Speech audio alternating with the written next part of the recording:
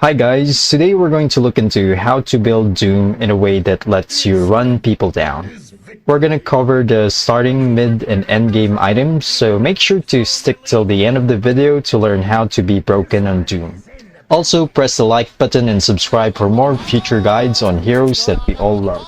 So without further ado, let's go with the starting items. Starting items for Doom is pretty much the standard items for any offlane core hero. You can start with 2 sets of tangos, 2 branches, some armor, or in my case, a Sage's Mask, which we will build into a Veil of Discord later on.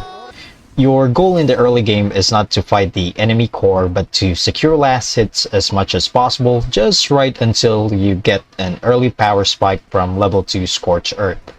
When you're level 3, you can start trading hits with the enemy core to zone them out, which will enable you to farm your items faster.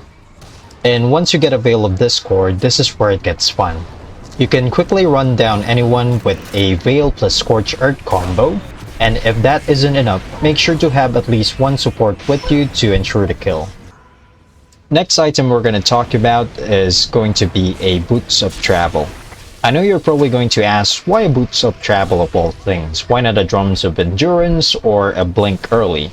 Well, Doom skills are not really short cooldown skills, and we want to capitalize on the fact that once you have those skills off cooldown, you should either look for a way to fight the enemy team or secure creeps on any free lane by TPing there. Also, to add to that, your primary goal as Doom here is to create as much pressure as you can, so that your whole team can safely farm and win the game for you. After you've got the Veil and Boots of Travel, your next item is going to be a choice between a Blink Dagger or a Shadow Blade. Blink Dagger is very good if you are playing with friends because you can pretty much maximize its effectiveness with coordination with them. Shadow Blade is more for solo players that want to gank enemy heroes that stray too far from their team. After you've got your initiation/escape item, the next up on the list will be an Aghanim Scepter. Aghanim's on Doom is broken because it basically makes your third skill into a 1.75 second stun that not only does an absurd amount of DPS, but also breaks passive abilities like Phantom Assassin's Blur, Spectre's Dispersion, and something like Bristleback's Bristleback.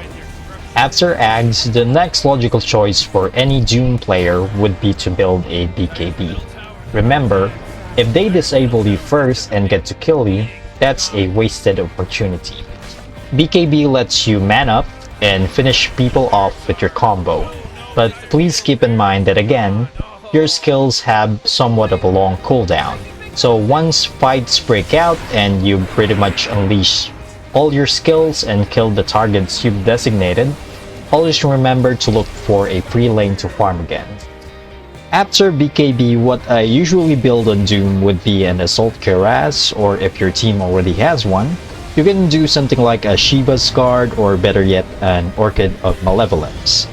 Get Orchid to pop Lincolns off of people, because enemies will for the most part always build it to try to counter your ultimate.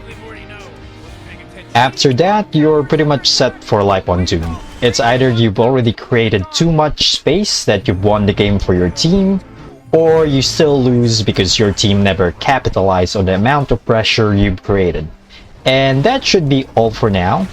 Let me know what your thoughts are on this build on Doom, and if you have any suggestions, please comment down below. It will not only help me, but anybody else who watches this type of videos. Thanks for watching, and see you next time!